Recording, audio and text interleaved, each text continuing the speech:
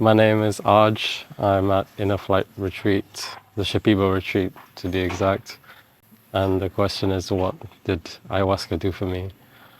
It changed my perspective on life completely.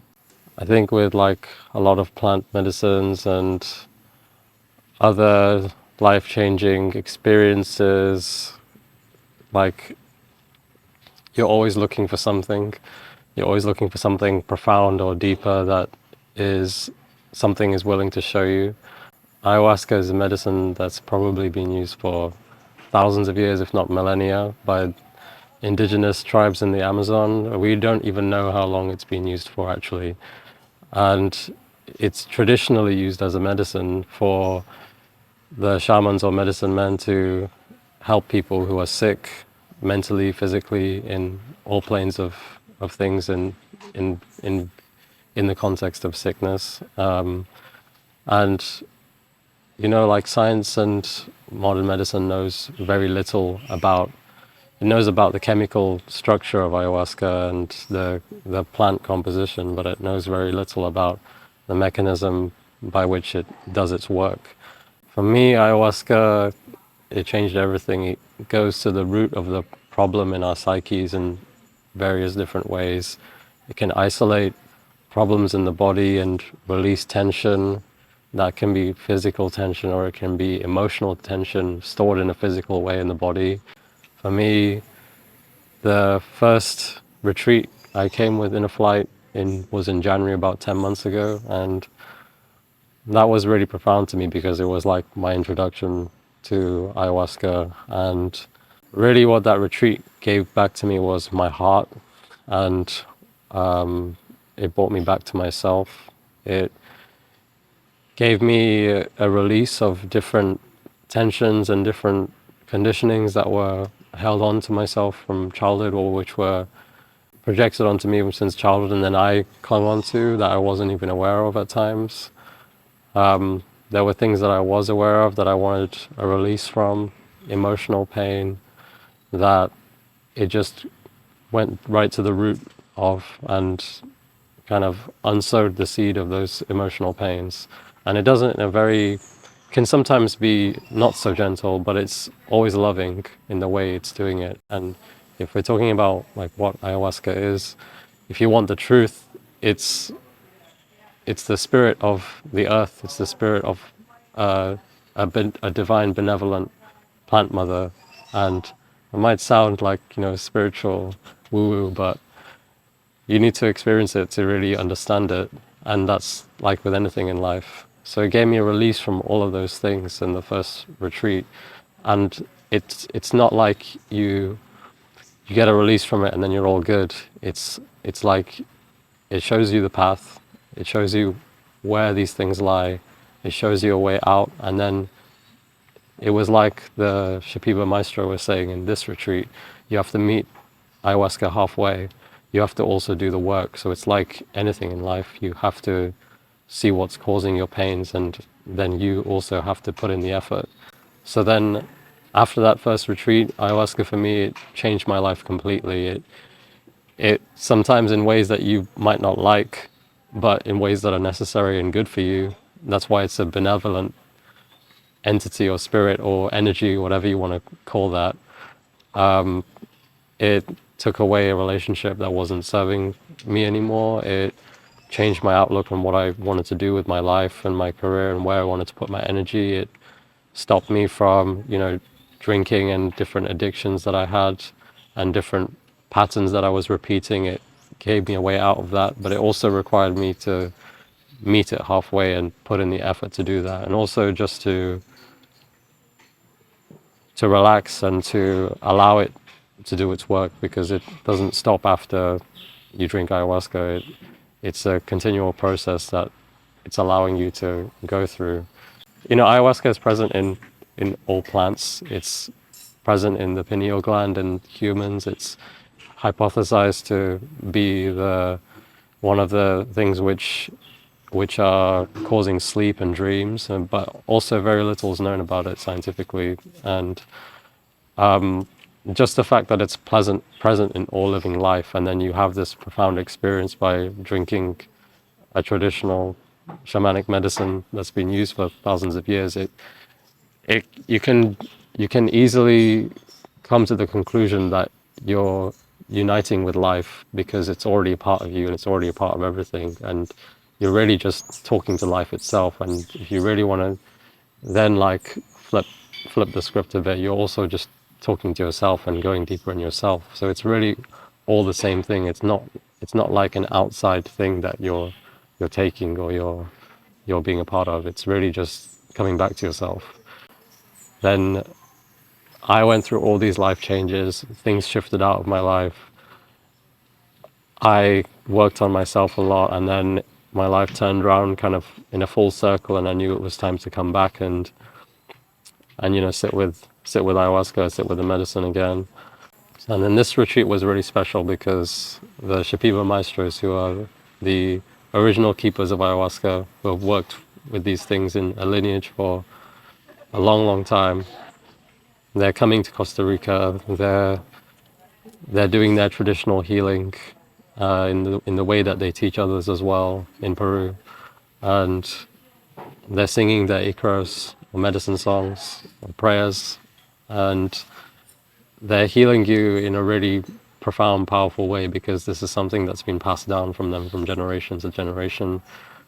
And this one was really special. This one taught me to relax, to enjoy life, to laugh at life, and to just come back to my heart and be more loving to everyone around me, to myself, to be more understanding, to be compassionate, to also be humble.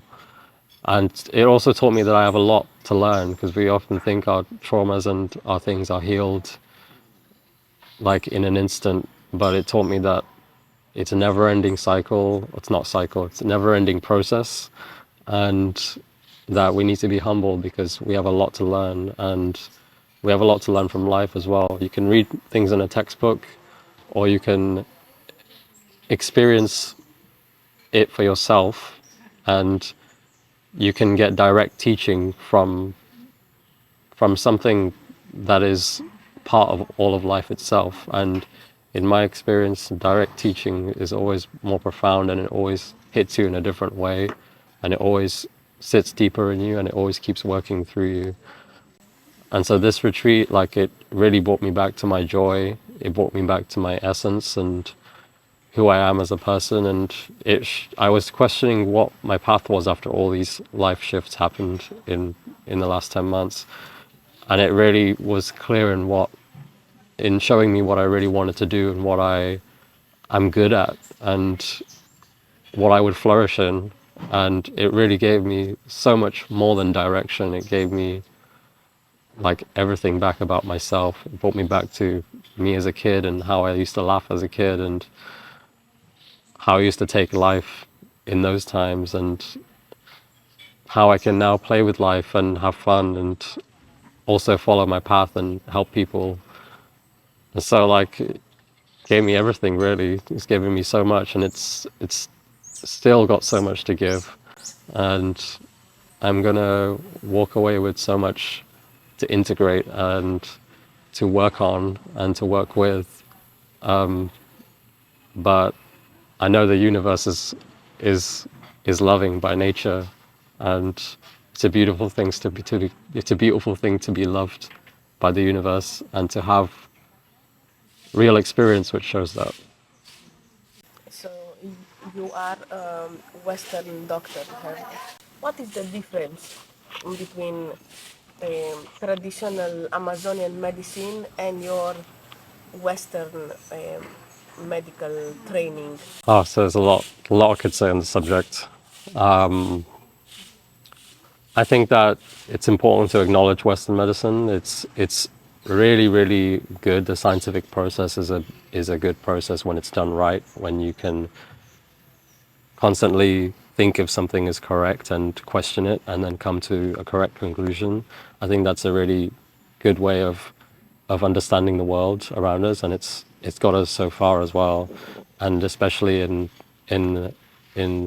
medical fields like the emergency medicine and dealing with people with really, really acute medical problems who are going to die, or even other problems as well, like broken bones and other issues. It's really useful, and it definitely has its uses. But I think what I see all the time is that a lot of modern medicine, not all of it, is like a patchwork process. Like you're you're treating the symptoms, not the cause. A lot of the time, you're kind of using one organ or plugging one problem to compensate for another problem, and you're not really getting to the root cause of things. You can get to the root cause of things sometimes, but a lot of the time you're treating the symptoms and not the disease itself. For example, when you're using immunosuppressants, you're suppressing the immune system. You're not necessarily asking why the immune system is suppressed in some cases. And then with a lot of things like depression or anxiety, you're treating depression and anxiety like it's purely a chemical imbalance in the mind. There's a lot of different models of how these things work, but like the mainstay of treatment is either talking therapies or like medication, which is increasing serotonin or noradrenaline levels in the brain, or it's used to sedate people. And that's how can we see something that is clearly affecting our emotions, our mood, our energy as purely a chemical thing, when humans are heart, humans are soul, humans have emotional layers and emotional bodies. There's lots of schools of mysticism which talks about the different layers of the human psyche, and even now we're looking at quantum biology and how the quantum world interacts with our physical reality, and how we have a quantum aspect to ourselves as well. And if we're looking at using medication to treat deep psychic illnesses like depression and anxiety, then we're purely operating on a physical plane, and we're not even thinking about the soul or the heart and all of these things. And a lot of our pains are not even due to our own lives. They can be passed down ancestrally. There's a whole field in epigenetics where we're looking at how our environment changes our genetics, and then we pass this down to our children, and that continues. And what about trauma that we store subconsciously when we're still in our mother's wombs, or like when we're really small? How do we unpick that with just looking at the problem and using cognitive behavioral therapies and trying to solve it by like digging more into the problem and making the wound bigger? It's putting more attention on the problem itself rather than going directly to the root. And sometimes you can't talk about it. Sometimes you can't. Sometimes there's no like procedure to get to those problems because they're buried so deep. And in something that's beautiful, many things that are beautiful in traditional medicine, especially in Amazonian traditional medicine, is that when you take a pill, you're taking a very concentrated form. This is not a blanket statement for everything, but you're taking a very concentrated form of one chemical, and you're ingesting it, and it's working on one specific place. Sometimes those chemicals are derived from plants themselves, and we've just isolated them because we know they have a specific action.